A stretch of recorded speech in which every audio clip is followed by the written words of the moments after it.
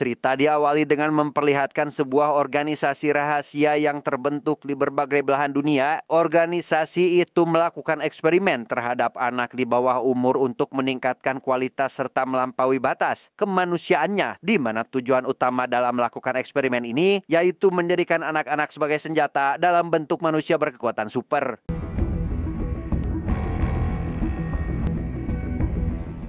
Dia bernama Dr. Baek, merupakan ketua organisasi di Korea Selatan yang kini mendapati ruang eksperimennya hancur akibat ulah seorang anak yang berusaha melarikan diri. Ia yang menyadari jika si anak merupakan hasil eksperimen paling sempurna, membuatnya lekas meminta petugas keamanan bernama Mr. Choi untuk melakukan pencarian demi menangkap kembali sosok tersebut.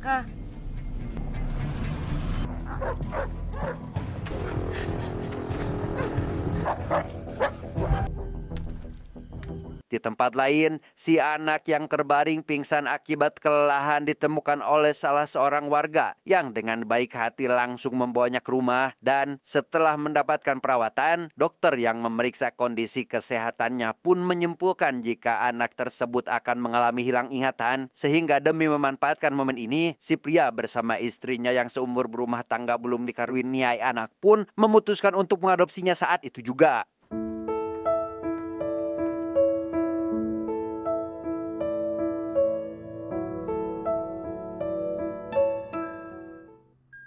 10 tahun kemudian, si anak yang saat ini diketahui bernama Jayun telah beranjak dewasa dan beradaptasi baik dengan warga sekitar, di mana keseharian yang dijalaninya hanyalah membantu ayahnya menjaga peternakan sapi, serta menjadi pelajar di salah satu SMA yang lokasinya cukup jauh dari rumah. Ia yang memiliki kemampuan istimewa membuatnya bisa dengan mudah menguasai hal baru tanpa membutuhkan waktu lama saat mempelajarinya. 아빠, 좀만 먹이고 들어와. 나 사료 받아왔으니까 내가 좀 이따 먹일게. 맨날 교복만 입는데 뭐하러.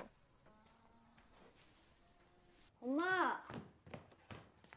Malam harinya setelah selesai mandi, Jayun tiba-tiba merasakan sakit kepala yang rupanya sering kali terjadi akibat efek samping dari eksperimen, sehingga hal itu juga bisa menjadi sebuah alasan kuat mengapa Jayun kehilangan ingatannya.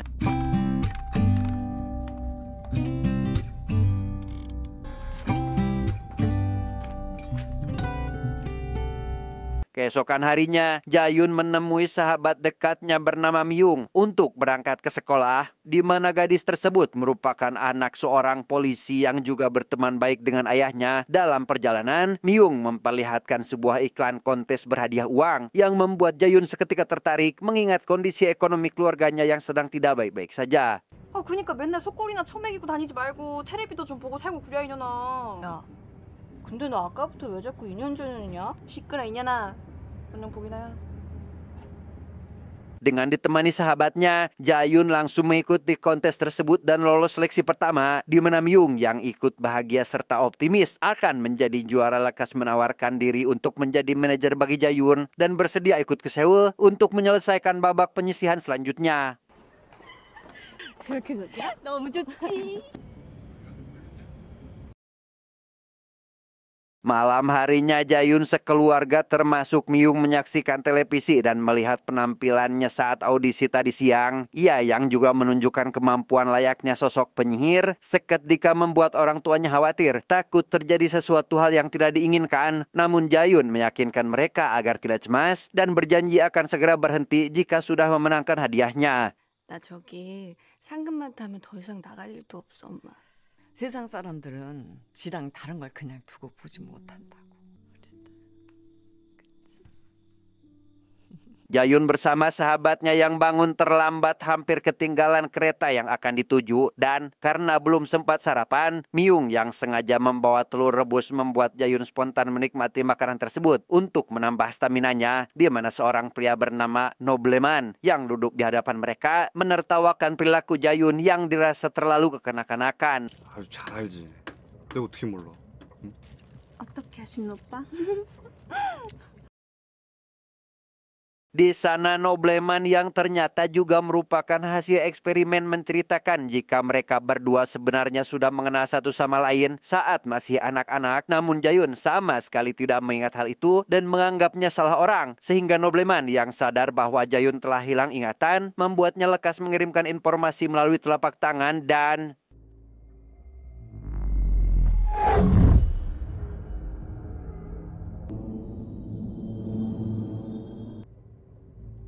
menyadari suasana hati Jayun berubah, Myung yang tidak mengetahui apa-apa tentang identitas mereka yang sebenarnya pun langsung berteriak memohon pertolongan, di mana hal itu membuat nobleman memilih pergi karena tak ingin menimbulkan keributan. Namun saat akan pindah ke gerbong depan, ia yang tak sengaja bertubrukan dengan orang lain pun seketika merasa kesal akan hal tersebut sehingga 미쳤냐고 이 새끼야.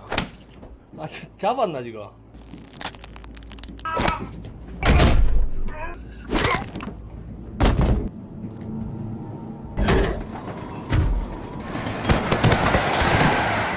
sesampainya di kota tujuan, Jayun yang terlambat datang masih sempat mengikuti acara yang kali ini diadakan secara live, di mana penampilannya juga disaksikan oleh Mr. Choi dengan dokter baik yang menyadari jika Jayunlah sosok yang dicari oleh mereka selama ini, sehingga hal itu menjadi kesempatan bagi mereka karena akan lebih cepat menangkapnya. 쟤 봐봐. 나 소름 돋으려 그래. 우리 미스터 채 드디어 찾으셨네? Singkat cerita, Jayun berhasil memenangkan audisi dan berhak maju ke semifinal. Ia bahkan mendapat tawaran khusus dari seorang produser untuk membuat acara berbeda, yakni menampilkan bakat sihir yang dimilikinya. Di tengah kesenangan itu, Jayun kembali merasakan sakit kepala yang luar biasa dan segera bergegas menuju kamar mandi.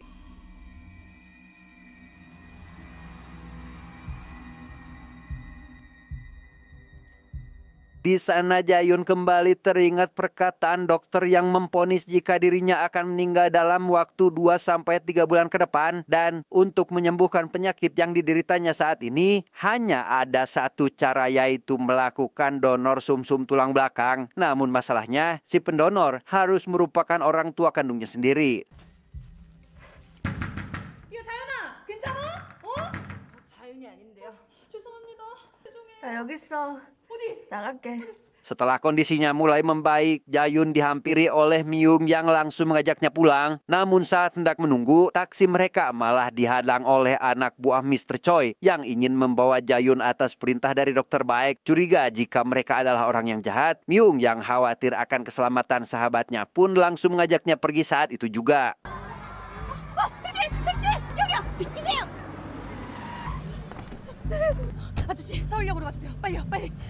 씨, 존나 무섭게 생겼네. 야, 나 방금 쫄은 거 티났냐?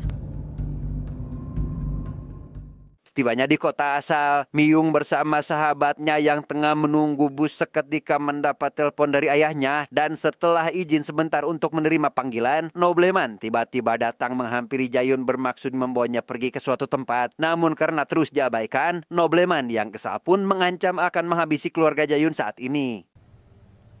It's so strange if they just died. 뭐? You better get home. Godspeed. Mendengar hal itu, Jayun yang khawatir akan keselamatan keluarganya segera memberitahu Myun agar meminta bantuan ayahnya. Sehingga tepat saat nobleman bersama rekannya sampai di kediaman Jayun, mereka tidak dapat melakukan apa-apa karena ayah Myun selaku polisi datang tepat waktu. Namun entah apa yang terjadi selanjutnya, Jayun bersama sahabatnya yang baru tiba di lokasi pun mendapati kondisi rumahnya dalam keadaan gelap gulita yang ternyata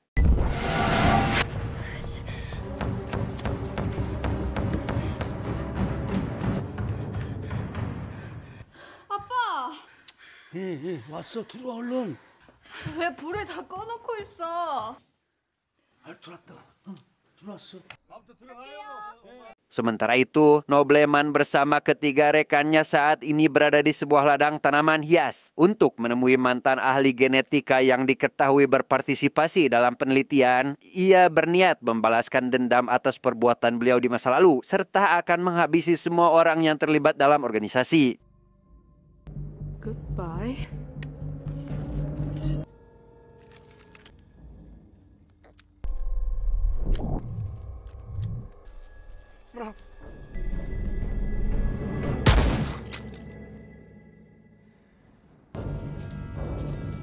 Keesokan harinya, dokter baik yang melihat kabar mengenai kematian si ahli genetika semalam kini meminta Mr. Choi agar pensiun dari pekerjaannya. Ia beralasan jika markas penelitian kini telah dibubarkan dan akan kembali meminta bantuannya di lain waktu, sehingga Mr. Choi yang curiga jika dokter baik merahasiakan sesuatu pun lekas menemui salah satu peneliti untuk mencari tahu rencana yang akan dijalankan oleh wanita tersebut. 박주입니다.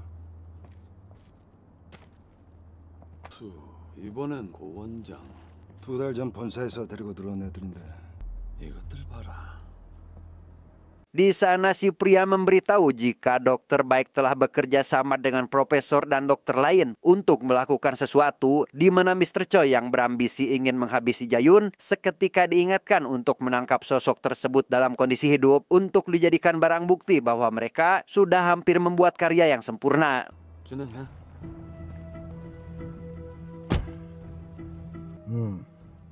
그만 처리하자.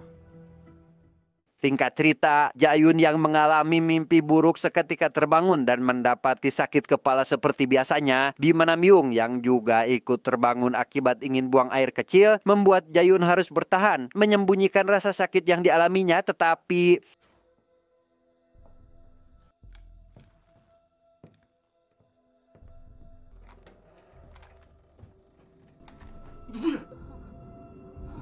mendengar suara teriakan, Jayun segera bergegas keluar dari dalam kamar. Ia disambut todongan pistol dan melihat Myung tengah disandra oleh anak buah Choi yang berniat menangkapnya, di mana Jayun yang didesak agar mengaku jika dirinya merupakan anak yang melarikan diri 10 tahun lalu pun tidak memiliki pilihan lain untuk menyelamatkan sahabatnya, sehingga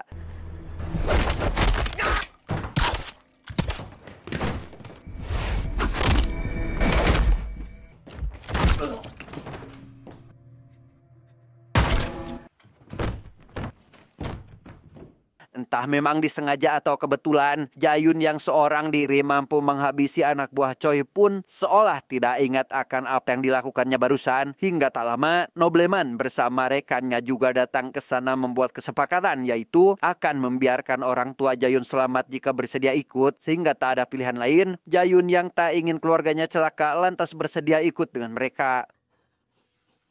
우리 엄마 아빠 좀 부탁해.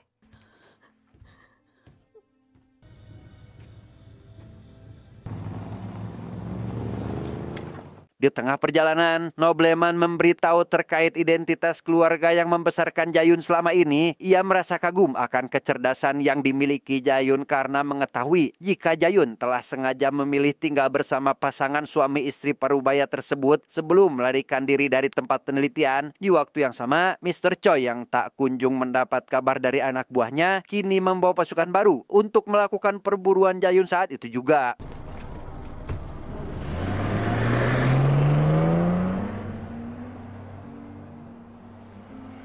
Setibanya di sebuah bangunan yang menjadi markas baru Dr. Baek saat ini, Jayun langsung dibawa menuju salah satu ruangan dan diikat kuat pada kursi yang telah disiapkan, di mana Dr. Baek yang mengawasinya dari ruangan lain lantas memulai percakapan terkait dirinya yang merasa bangga karena hasil eksperimennya mampu bertahan hidup, sehingga kini Dr. Baek berencana akan menjadikan Jayun sebagai objek percobaan baru. 도대체 저한테 왜들 이러시는 건데요? 기억이 없다 그랬지? 하긴 그날 일이 좀 참혹했어야지. 그럴 거라 생각했어. 편하게 있어, 아가. Jayun yang tak kunjung mengerti akibat hilang ingatan membuat Dr. Baek lekas meminta anak buahnya yang ada di dalam untuk menyuntikkan cairan khusus, di mana cairan itu membuat Jayun seketika mengingat kembali saat dirinya masih anak-anak dan mengikuti eksperimen kelas 1. Ia menjadi bahan uji coba yang mendekati kata sempurna karena bisa memanipulasi hukum fisika, bahkan menerbangkan benda-benda yang ada di sekitarnya. 누구 작품인데? 그치? 근데 이게 막상 실험이 딱 성공하고 나니까 Karena eksperimen bertujuan untuk menjadikan anak-anak sebagai senjata perang di masa depan, indera ketajaman pun ikut ditingkatkan layaknya sosok mutan. Namun hal itu membuat markas pusat merasa khawatir karena tidak adanya alat khusus untuk mengendalikan mereka. Dan akibat hal itu jugalah para peneliti diminta agar tidak lagi melanjutkan eksperimen ini. Namun karena Jayun merupakan karya yang hampir sempurna, Dr. Baek menentang keras akan perintah tersebut sampai akhirnya Jayun melarikan diri yang membuatnya tidak lagi memiliki alasan untuk tetap menjalankan eksperimen ini. 내가 널 만들었다고.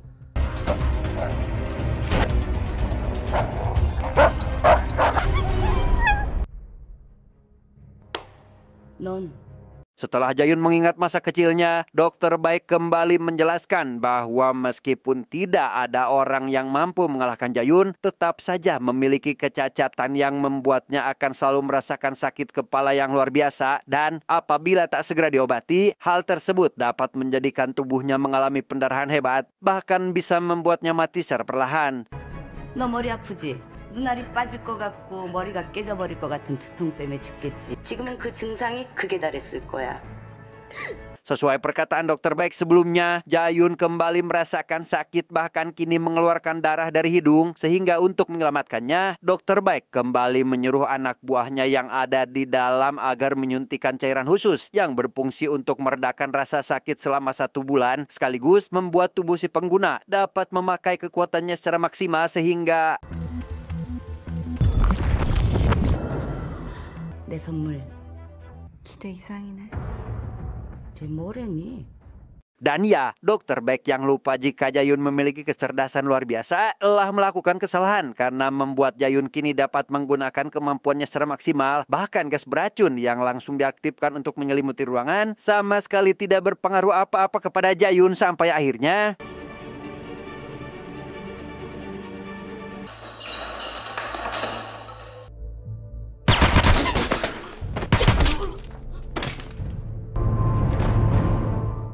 di sana Jayun lekas memberitahu dokter baik jika selama ini ia tidak lebih hanya berpura-pura hilang ingatan karena dengan kepintarannya yang luar biasa tentu mustahil bagi Jayun jika harus melupakan penderitaan yang dialaminya selama ini. Ia telah merencanakan ini semua demi bisa bertemu dengan dokter baik untuk mencari obat yang dapat mengobati sakit kepala yang diderita olehnya.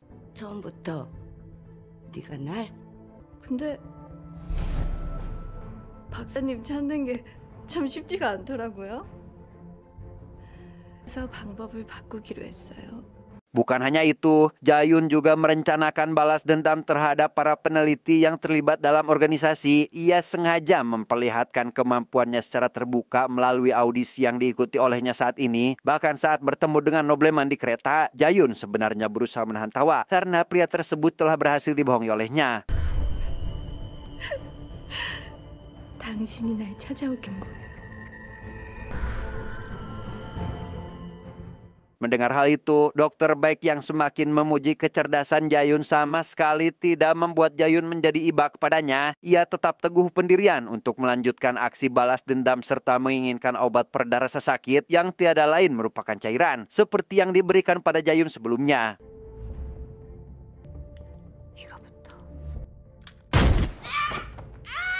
이거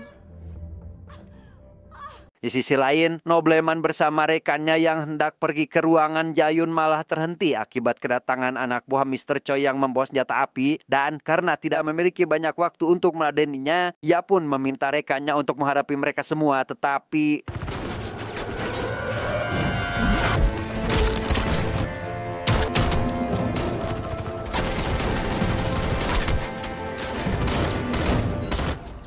melihat rekannya mati, satu lagi rekan yang bernama Yuli pun tidak terima akan hal itu. Ia lekas mengeluarkan pisau yang menjadi senjata andalannya saat bertarung dan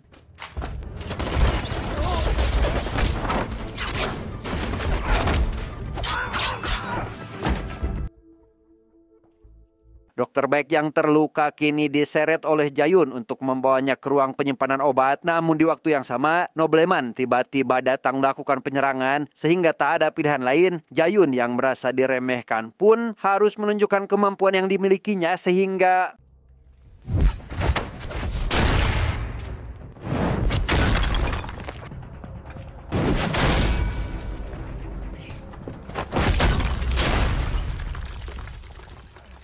menyadari dokter Beck berusaha melarikan diri, Jayun dengan cepat menghentikannya dan meminta beliau agar menunggu hingga pertarungan selesai. Ia kembali melanjutkan pertarungan dengan nobleman yang tentu saja hal itu sangatlah mudah bagi dirinya untuk dikalahkan. Namun saat hendak menghabisinya, Mr. Choi tiba-tiba datang menyerangnya dari belakang.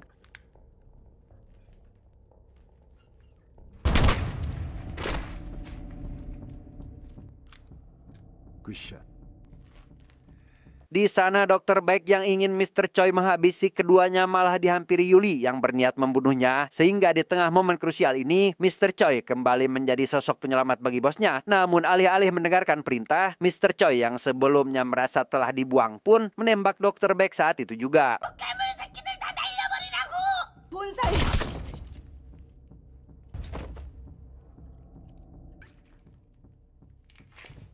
Yuli yang kembali bangkit membuat Mr. Choi seketika kewalahan namun tetap sanggup untuk mengatasinya. Ya, kali ini juga harus berhadapan dengan Jayun yang notabene memiliki kemampuan lebih hebat dari dirinya sehingga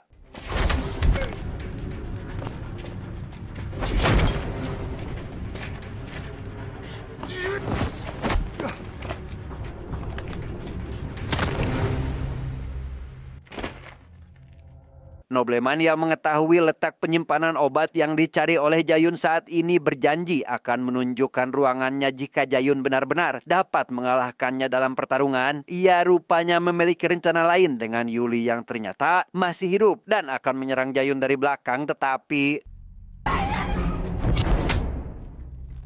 보여줄게.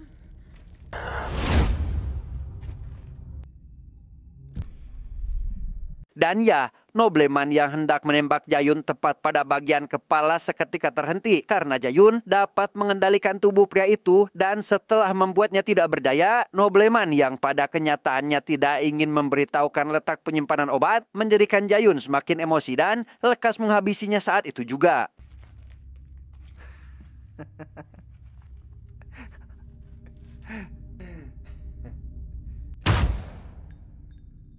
Singkat cerita, Jayun yang berhasil menemukan letak penyimpanan obat lekas segera keluar untuk menemui orang tuanya yang kini berada di rumah sakit. Yang mana setibanya di sana, ia yang melihat ibunya terbaring lemah lantas memberikan beberapa obat yang dibawa olehnya karena dengan begitu kondisi kesehatannya akan membaik selama 8 bulan ke depan.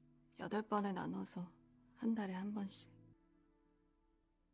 너한테 필요한 거 아니오? 난 이거면 충분해.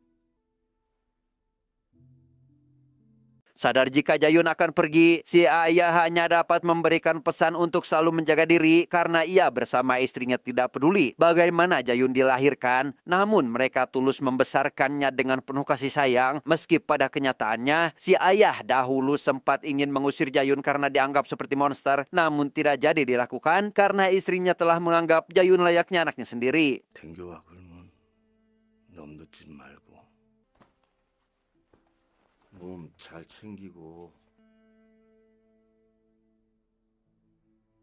3 bulan kemudian, Jayun yang kehabisan obat kali ini mendatangi seorang yang tinggal di area pesisir pantai. Ia rupanya menemui kembaran dokter baik yang langsung mengerti akan tujuan kedatangannya ke tempat ini. Dan meskipun telah diberi obat pereda rasa sakit, Jayun menolak untuk menerimanya karena yang dirinya inginkan hanyalah obat yang permanen.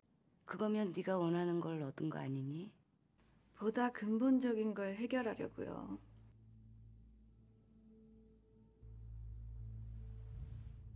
Tamat, ending yang sangat membagongkan.